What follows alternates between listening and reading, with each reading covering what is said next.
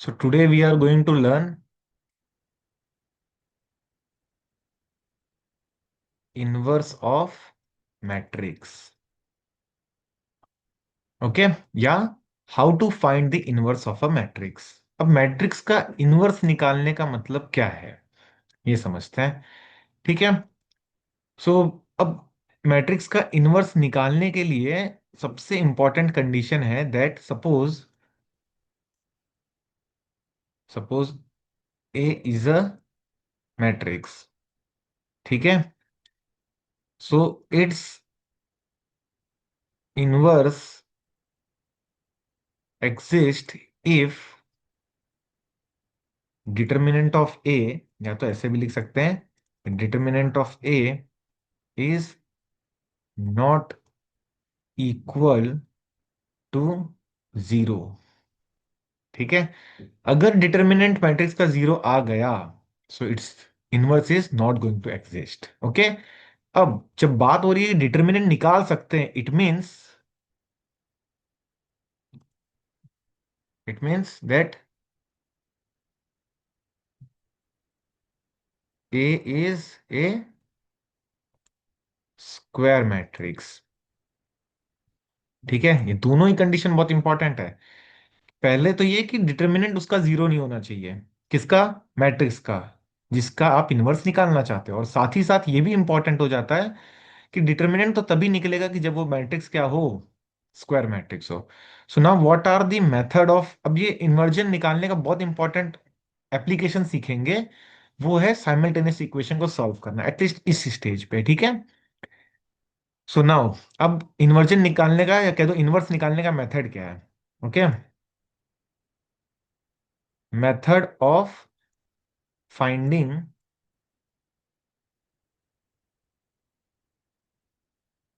inverse of a matrix. Okay, so very important method is by adjoint method. By adjoint method. And another is by transformation method. Okay, by transformation method. ठीक है। अब आपको इतना basic idea आ गया कि matrix का inverse निकालने का मतलब क्या है, और धीरे धीरे और डिटेल में समझते जाओगे। अभी तो बस it's like just a trailer of the topic. ठीक है। क्या कि पहली बात आपको याद क्या रखना है, सबसे इंपॉर्टेंट चीज कि इनवर्स तभी एग्जिस्ट करेगा जब determinant of the matrix is not equal to zero. Zero नहीं होना चाहिए। पॉजिटिव हो कोई भी वैल्यू चलेगा, निगेटिव हो चलेगा, बट जीरो नहीं होगा। और ए मैट्रिक्स जो होगा वो एक स्क्वायर मैट्रिक्स होगा। What are the method? Adjoint method and transformation method. अब इस ट्रांसफॉर्मेशन मेथड में भी आप चाहो तो दो तरीके से बांट सकते हो। One is row transformation, row transformation, and another is column transformation. Okay. Row transformation and column transformation. So let us move ahead और एडजॉइंट मेथड के बारे में समझते हैं। ओके। या तो ऐसे लिखते हैं inverse by adjoint method. Okay, inverse by adjoint method. तो अब इसके लिए सबसे इंपॉर्टेंट, अब देखो मैं पहले स्टेप्स एक्सप्लेन कर रहा हूं, फिर अभी क्या होता है कि पहले कई बार ऐसा भी प्रोसीजर एक्सप्लेन करने का कि एक एक टर्म को इंट्रोड्यूस करके then they come to the final topic. अब इनवर्स निकलेगा कैसे, मैंने आपको बता दिया इनवर्स निकालना है, and now I am breaking down into small small parts एक टॉपिक को। तब इनवर्स कैसे आएगा, जैसे समझो इनवर्स का फॉर्मूला होता है एडजॉइंट मेथड से। So A inverse is equals to one upon determinant of A into adjoint of A. Okay. So this is the formula of finding the inverse. ये फॉर्मूला है इनवर्स का। क्या formula है भाई? A inverse is equals to one upon determinant of A into adjoint of A. तो explanation का way सबका अलग हो सकता है, and my way of explaining is quite different, just because कि मुझे ऐसा चाहिए कि पहले आप समझो करना क्या है। कई बार पता है रट लिए, वेल ट्रेंड हो गए, but not well educated. Okay. और फिर होता है कि आपको दिमाग आएगा, ऐसा नहीं कि नहीं, बट आप बहुत ज्यादा पढ़ने के बाद तब आप सारे कंसेप्ट जानोगे। Then your brain is going to segregate into different different folder. तब वो दिमाग को पता चलेगा, ओके ये पढ़ा था इसका क्या पर्पस है, दूसरा कुछ पढ़ा उसका क्या पर्पस है। तब आप समझो डिटर्मिनेंट निकालना है हमें। और अब आप ये भी समझ गए डिटर्मिनेंट निकालने आता है हमें, हम कर सकते हैं। And it should not be equal to zero. Okay, determinant of A should not be equal to zero. और ये भी समझ में आ रहा है कि हाँ, अगर डिटर्मिनेंट जीरो हुआ तो 1/0 इंफिनिटी नॉट डिफाइंड, तो इनवर्स एग्जिस्ट ही नहीं करेगा, इनवर्स निकाल ही नहीं पाएंगे। ये भी बात समझ में आ गई। अब जब बात आती है एडजॉइंट निकालने की, जब बात आ रहा है एडजॉइंट निकालने का, so what is the way. So adjoint of the matrix will be, या एडजॉइंट क्या होता है ये भी समझ में आएगा। So adjoint of the matrix will be, ये निकालना एक क्वेश्चन मार्क है अभी। ये कैसे निकलेगा, तो पहला है, आप एडजॉइंट निकालने के लिए क्या करोगे। Steps to find out adjoint is, the very first step you have to find minors. Okay, minors of a matrix, minor निकालना है। देन माइनर निकालने के बाद आप करोगे कोफैक्टर्स निकालोगे। कोफैक्टर्स निकालोगे किसका, मैट्रिक्स का। ओके, माइनर निकाले, कोफैक्टर निकाले, and the third step is you are going to take transpose of a cofactor matrix. ठीक है, अगर आपने ऐसा किया so got the adjoint. Okay, so minor निकालना है, फिर माइनर से कोफैक्टर निकालना है, और कोफैक्टर मैट्रिक्स का आप जब ट्रांसपोज लोगे तो आपको क्या मिल जाएगा, एडजॉइंट ऑफ अ मैट्रिक्स। ठीक है, वो एडजॉइंट ऑफ अ मैट्रिक्स को जब आप डिटर्मिनेंट ऑफ द मैट्रिक्स से डिवाइड करोगे, you will get the inverse of a matrix. Very simple, ये बात समझ में आ रहा है। एक बार वापस से समझ लो, रिवाइज कर लो यार, तो वापस से आप देख सकते हो video, but still A inverse is equal to 1 upon determinant of A into adjoint of A. Adjoint of A कैसे मिलेगा, you have to find minor. Okay, कैसे वो मैं बताऊंगा। Okay, you have to find minor, then you have to find cofactor. अब आप minor से cofactor निकाल लियो, कोफैक्टर के बाद कोफैक्टर मैट्रिक्स जो बनेगा उसका आप क्या करोगे, ट्रांसपोज लोगे। ट्रांसपोज क्या होता है वो भी बताएंगे। ओके, और जो transpose of a cofactor matrix होगा उसी को हम क्या बोलेंगे, adjoint of the matrix. Okay, adjoint of a matrix. अब एडजॉइंट ऑफ अ मैट्रिक्स आ गया, उसको क्या करोगे, divide by determinant of the matrix, और आपको फाइनली आंसर क्या मिल जाएगा, A inverse, inverse of a matrix मिलेगा। So let us move ahead with a example, और एग्जांपल के साथ सॉल्व करेंगे तब जल्दी समझ में आएगा। So question number 1, I am just taking a random example of my choice. Okay, so let अस से 1 2, बस मैं ये मेक श्योर करूंगा कि डिटर्मिनेंट जीरो ना आए। 1 2, and let us say this is 4 and this is -1। Okay, so the very first step, अब ये बोला है find a inverse. Okay, so very first step you are going to check whether the inverse is going to exist और not. और ये कैसे होगा कि मैट्रिक्स सिंगुलर होगा। देखो यहाँ पे, इट मीन्स इसे मैं ऐसे भी कह सकता हूं, इट मीन्स, फर्स्ट स्लाइड में लिखते हैं यहाँ पे, determinant not equal to zero, it means we can say that inverse exist if the matrix is non-singular। non-singular, non-singular मतलब determinant is not equal to zero। okay, I know very well, you all understand this। ठीक है, चलो आगे बढ़ते हैं। तो पहला step मेरा होगा डिटर्मिनेंट चेक करूंगा कि क्या आ रहा है। डिटर्मिनेंट चेक करूंगा क्या आ रहा है, सो it is 1 into 4 minus 2 into -1। Okay, so it is 4, minus of minus is, मतलब -1 into 2 is -2, so minus of minus is +2, so it is comes out to be 6। okay, and determinant is not equal to 0, determinant is not equal to zero, therefore inverse exist. Okay, inverse exist, ये हो गया, yes और no. ये इतनी बात समझ में आ गई, बहुत अच्छे से सर। आगे बढ़ते हैं। अब क्या करना है, अब हमें एडजॉइंट फाइंड करना है एक एक करके। So first of all minor निकालते हैं। ओके, माइनर्स निकालेंगे, माइनर फाइंड आउट करेंगे। तो अब जरा बात को समझो, या माइनर पहले एक्सप्लेन करता हूं मैं किस तरीके से होगा। Suppose we have a matrix A 1 1, A 1 2, A 1 3, हाँ A 2 1, sorry A 2 1 and A 2 2। अगर ये मैट्रिक्स है मेरे पास, अब इसका मुझे माइनर निकालना है।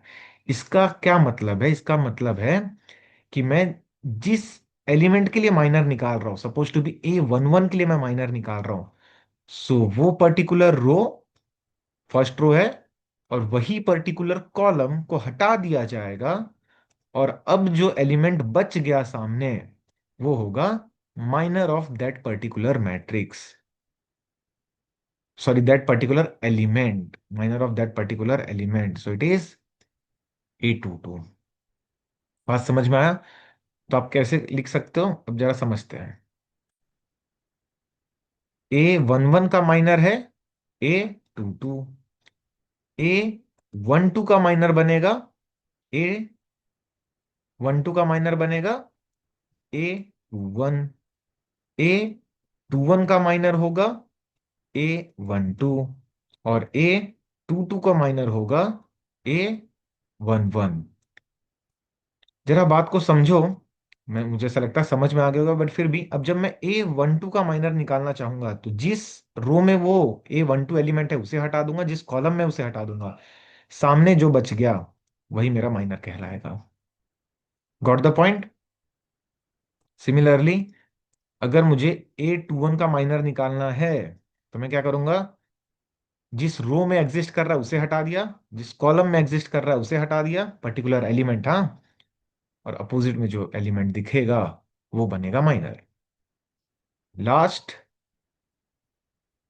A 2 2 की बात करेंगे तो जिस रो में एग्जिस्ट कर रहा है वो हटा देंगे, जिस कॉलम में एग्जिस्ट कर रहा है वो हटा देंगे, और सामने वाला element. So now you can see this A 2 2 का माइनर क्या मिला मुझे, A 1 1, एंड A 2 1 का माइनर मिल गया A 1 2, A 1 1 का माइनर मिला है A 2 2, और A 1 2 का माइनर मिल गया मुझे A 2 1। एक और इंपॉर्टेंट बात समझना, अगर 3 बाय 3 मैट्रिक्स होगा, तो अगर suppose to be 3 by 3 matrix होता, उसका भी एक एग्जांपल लेंगे, बट अगर 3 बाय 3 मैट्रिक्स होता तो ये पूरा सॉल्व करना पड़ता। ठीक है, अभी के लिए छोड़ दो, आगे नेक्स्ट क्वेश्चन में समझेंगे। So I hope you got the minor, ये बात समझ में आई। तो अभी जो मैट्रिक्स मेरे पास है उसका माइनर कैसे मिलेगा। सो द मैट्रिक्स इज 1 2 -1 4, ये दिया हुआ है। So how I am going to determine, so minor of 1 1 will be equal to this 4, yes और नो। जिस रो में है उसे हटा दिया, जिस कॉलम में उसे हटा दिया, जो बच गया वही मेरा माइनर बनेगा। Okay, so M 1 2 minor of first row second column के एलिमेंट का माइनर क्या, it is -1। So minor A -2 1, so second row first column, so इसका माइनर क्या आ गया 2। अगेन माइनर M 2 2, एम यहाँ पे माइनर को रिप्रेजेंट कर रहा है, सो इट इज 4। तो जिस रो में है उसे हटा दिया, जिस कॉलम में उसे हटा दिया, सामने क्या बच गया 1। So this is what is minor. अगर आप चाहिए तो आप माइनर मैट्रिक्स भी लिख सकते हो, नीड तो नहीं है उसकी इतनी, बट लिख सकते हो। Okay, this is what is the minor matrix. अब यहां से आगे बढ़ेंगे और कहां पहुंचेंगे, कोफैक्टर में। Okay,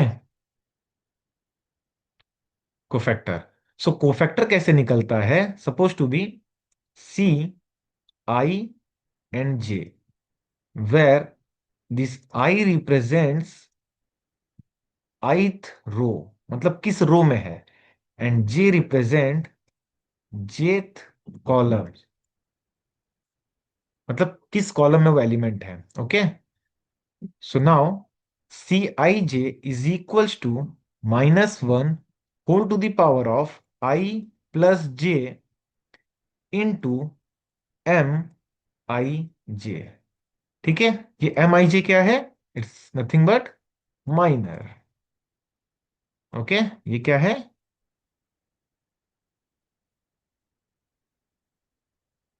minor. And -1 I plus J, I is the row, किस रो में बात हो रही है, और J is the column. So this is a very important formula, काफी इंपॉर्टेंट फॉर्मूला है। बट इसे याद रखने की भी जरूरत नहीं पड़ेगी, मैं आपको एक ट्रिक बता दूंगा। ठीक है, फॉर्मूला इतना ज्यादा यूज में नहीं आएगा अगर आप वो ट्रिक समझ जाओगे तो। ट्रिक भी वो फॉर्मूला से डिराइव हो रहा है, but it's simple, I will explain you in subsequent questions. So अब अगर मान लेते हैं मुझे C11 निकालना है, तो मैं कैसे सॉल्व करूंगा? -1 whole to the power of 1 + 1 into M11। अब M11 आपको क्या मिला? 4। So -1 whole to the power 1 + 1 is 2 into 4, and -1 का स्क्वायर 1 ही होगा, so it is going to become 4। So C12 क्या बनेगा? -1 whole to the power 1 + 2 into M22। Okay, so -1 whole power 3 into M22 क्या है? It is -1। सो -1 आ गया। -1 का cube is -1 into -1 is 1। Okay, now C21 क्या होगा? It is -1 whole to the power 2 + 1 into M21। So it is going to become -1 whole power 2 + 1 is 3। M21 की value क्या है? It is 2 into 2। Answer क्या आ जाएगा? -1 का क्यूब है तो -1, सो इंटू 2। सिमिलरली C22 क्या होगा? -1 whole to the power 2 + 2 into M22।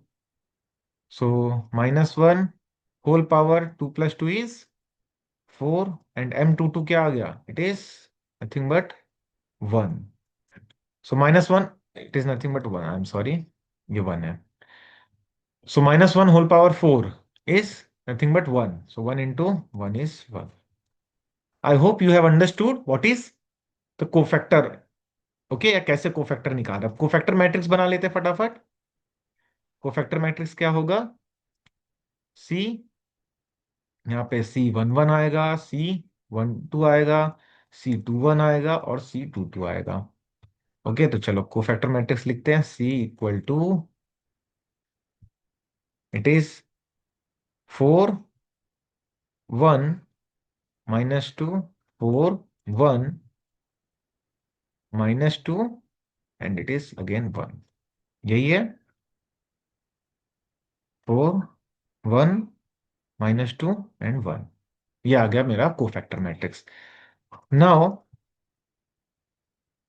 Take the transpose of a cofactor matrix. देखो मैंने समय भी बचाया है, एक ही वीडियो में सारा कवर कर दिया। माइनर निकालना, कोफैक्टर निकालना, ट्रांसपोज निकालना और इनवर्स भी निकालना, अभी आ जाएंगे वहां तक। और आपको पूरे स्टेप्स भी प्रॉपर समझ में आ गए। नहीं तो आप एक में सीख रहे हो माइनर कैसे निकालेंगे, उसी में स्ट्रगल कर रहे हो, फिर कोफैक्टर में स्ट्रगल कर रहे हो, ट्रांसपोज में गलती कर रहे हो, इनवर्स में एडजॉइंट में पहुंचे, फिर वहां से इनवर्स तक कहीं तक पहुंचे। वो इतना ज्यादा टाइम न इन्वेस्ट करते हुए एक इफेक्टिव वे में हम लोग समझ रहे हैं। ओके, सो कोफैक्टर मैट्रिक्स का ट्रांसपोज लेंगे तो क्या मिलेगा? Adjoint, adjoint of A equal to cofactor matrix का ट्रांसपोज। ये C⁻T, ये इसका इंडिकेशन है कि ये ट्रांसपोज ले रहा है। और इसको लिखने का तरीका है C SI' लिख दिया। ये दोनों way of representing the transpose. Okay, ये क्या है? Way of representing transpose of a matrix. ठीक है, ट्रांसपोज। अब आप कहोगे सर ट्रांसपोज ट्रांसपोज तो इतनी बार बता दिए, बोल दिया, अरे ट्रांसपोज होता क्या है? इसका मतलब है चेंजिंग रो इनटू कॉलम्स, और you can say changing columns into row.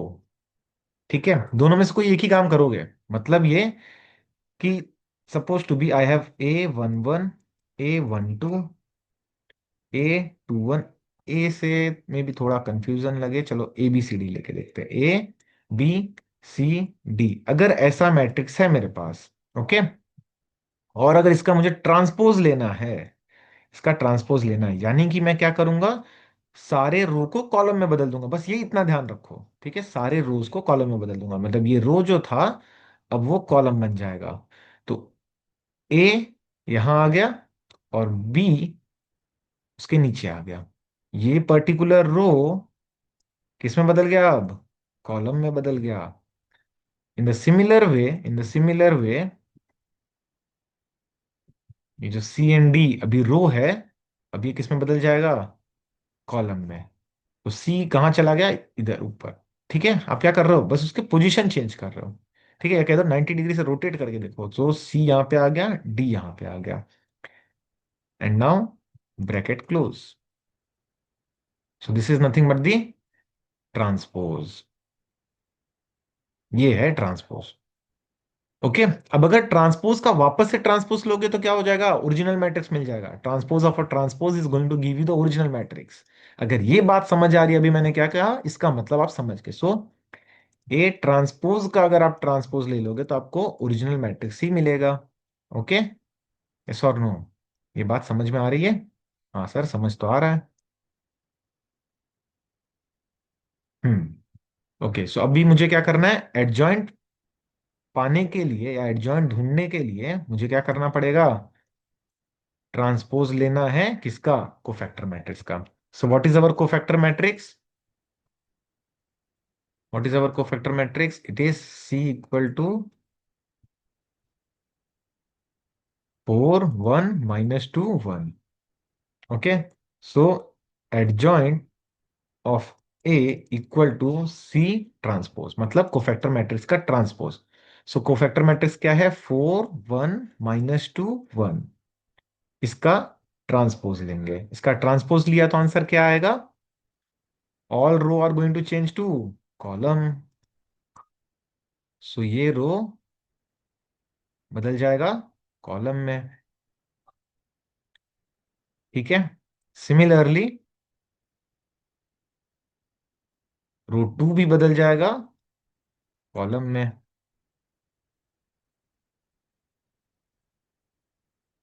Okay, so it is 4 1 - 2 1।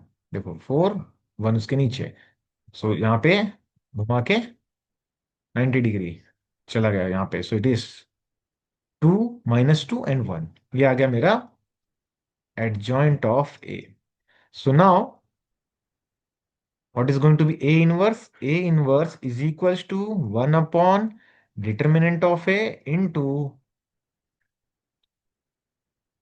adjoint of A। अब लिख देंगे। सो 1 अपॉन डिटर्मिनेंट कितना आया था? 6। और एडजॉइंट क्या आ गया? अभी ऊपर ही लिखा है 4 - 2 1 1। अब अगर आपको चाहिए ये डिटर्मिनेंट की वैल्यू जो है यहाँ पे ऐसे साइड में लिखोगे तो भी चलेगा, अगर अंदर ले जाके सिंप्लीफाई करोगे तो भी चलेगा। So finally your A inverse is equal to 1/6 in bracket कह दो matrix -2 4 1 and 1। So this is your A inverse by adjoint method. ये देखो ये 2/2 मैट्रिक्स है, ये 2/2 मैट्रिक्स है इसलिए सिंपल है। ओके, अगर 3/3 मैट्रिक्स होगा तो थोड़ा सा कैलकुलेशन ज्यादा बढ़ जाएगा। ठीक है, कैलकुलेशन ज्यादा बढ़ जाएगा। Okay, I hope you have understood this, but अब एक जनरलाइज फॉर्म में इसको चेक करने का एक तरीका मैं बताता हूं आपको। ओरिजिनल मैट्रिक्स कहाँ है अपना? ठीक है, ओरिजिनल मैट्रिक्स, हाँ, अब एक बात याद रखना, very important. Okay, very important,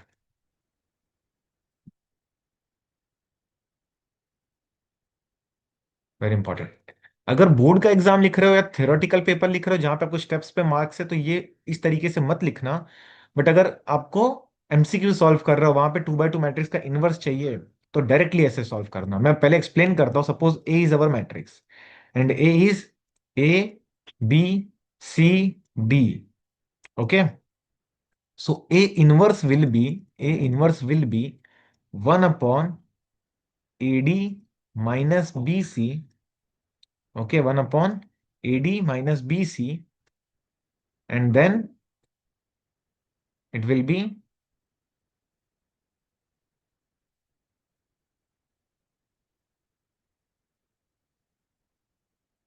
d a minus b minus c. It means, very important, ये आपको हेल्प भी करेगा ये वेरीफाई करने के लिए कि आपने अगर सब्जेक्टिव पेपर में जो आंसर निकाला है वो सही है कि नहीं। ठीक है, कैसे, जरा देखो ध्यान से। ये A D minus B C, ये आपका डिटर्मिनेंट वाला टर्म है। डिटर्मिनेंट से भूल मत जाना, डिटर्मिनेंट है। अब diagonal elements just change their position. Diagonal elements ने क्या किया, अपना पोजीशन चेंज किया है। ओके, ट्रिक समझो हाँ। और non diagonal elements non diagonal elements ने अपना साइन चेंज किया है। ओके, नॉन डायगोनल एलिमेंट्स ने साइन चेंज किया है। जब ये प्लस प्लस में थे, ये माइनस माइनस में आ गए, and diagonal elements change their position. इस तरीके से याद रख सकते हो। ओके, तो अभी जो हमारे पास क्वेश्चन था, जो क्वेश्चन था वो क्या था, A inverse, sorry, A matrix A क्या था पहले तो, A was 1 2 -1 4, 1 2 -1 4। So what you are going to do, A inverse, एक स्टेप में ये 2x2 मैट्रिक्स के लिए हमेशा वर्क करेगा। सो ए इंटू डी, मतलब यहाँ पे 1 × 4 is 4, minus of minus, so it is -2। और यहाँ पे diagonal element change their position and non diagonal element are changed by sign. So ये +2 था तो ये -2 हो गया, और ये -1 है तो ये +1 हो गया। ओके, फर्दर सॉल्व कर लेंगे। सो इट इज 1/6, 4 - 2 1 1। ओके, यही आंसर है। हाँ सर, यही आंसर है। ओके, सो जस्ट एक या दो स्टेप की बात है, बट ये वेरीफाई करने के लिए यूज करना अगर आप सब्जेक्टिव पेपर लिख रहे हो तो। ठीक है, जहां पे स्टेप्स में मार्किंग है, नहीं तो कुछ भी मार्क्स नहीं मिलेगा, आंसर भले सही हो। या आप स्टेप पूरे सॉल्व करके अपने आप को वेरीफाई करने के लिए इसे यूज कर सकते हो। ठीक है, और अगर ऑब्जेक्टिव पेपर सॉल्व कर रहे हो तो वहां पे तो डायरेक्टली इसी मेथड से सॉल्व करना, अगर 2x2 मैट्रिक्स है तो। ओके, सो आज के लेक्चर के लिए इतना ही रखते हैं। Thanks for watching. Next lecture में और डिटेल में 2x2 मैट्रिक्स अगर हो गया है तो हम 3x3 मैट्रिक्स भी सॉल्व करेंगे एडजॉइंट मेथड से, और फिर ट्रांसपोज के साथ आगे बढ़ेंगे। Okay, see you in the next lecture.